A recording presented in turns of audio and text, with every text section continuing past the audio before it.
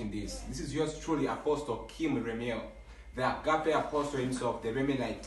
I'm here with a special revelation, and I know that in this revelation, your life ain't gonna be the same. You are going to be transformed. You are going to be empowered. Some of you that are not able to see angels, that are not able to enjoy your marriages, enjoy your businesses, you are going to be moved into a realm where you begin to see things moving, things multiplying, and things flourishing into your own house. It might be in your business. It might be over your manners. God is going to touch you, and God is going to heal you right now. So today I'm going to touch this part that I've been hearing on, and this part that God gave me. Yesterday night at the sharp revelation, God began to show me a lot of people in the world that have been complaining to say, man of God, I don't know what's happening. The devil has been coming to attack me. The devil has been coming to bewitch my marriage. I don't enjoy my marriage, man of God. Please, Apostle, help me. I'm here in this video to help you to make sure that things in your life begin to move in a forensic level and to begin to move in a powerful level. And I know after watching this video, I believe and trust, you will never complain. You will never be in a place of saying, I don't know why things are happening like that. I'm here with this revelation, and I know that in this revelation, you are going to be catapulted to another level, in an agapically forensic level. So we are going to read into the book of Malachi, chapter 3, verse 10. You all know this story. I've come a lot of course of people that have been giving tithe and nothing is happening. A lot of people have been coming to me, man of God, I don't know why should I give tithe. And I'm going to talk about dimensions of tithing. You all know to say, oh, somebody should be giving tithe the moment they begin to work. No.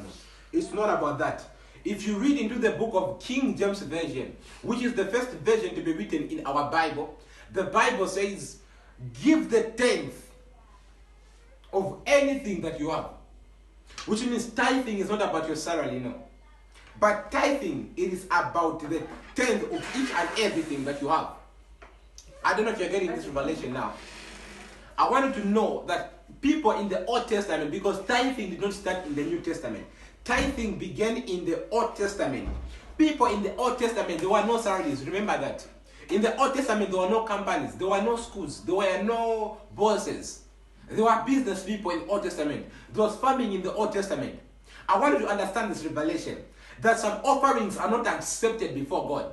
Yet some people, you give offering and you think like some offerings are acceptable. It's wrong. I'm here to correct that error in the church for seeing that I'm an apostle called to bring back the church into a normal position and in a agapically great position that the Lord himself left it to be running and moving into.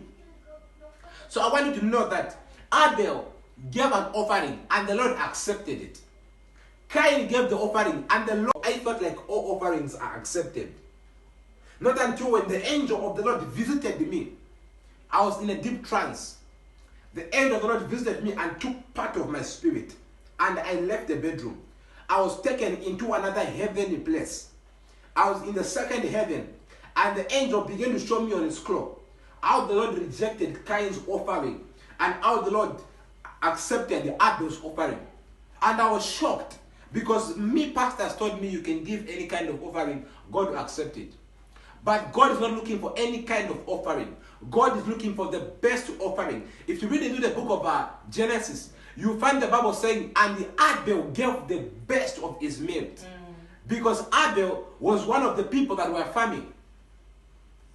He was in the poultry farming. Poultry farming is a farming where we deal with animals, poultry.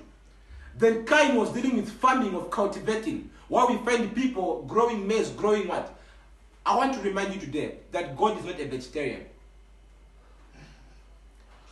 Yeah, I want you to know.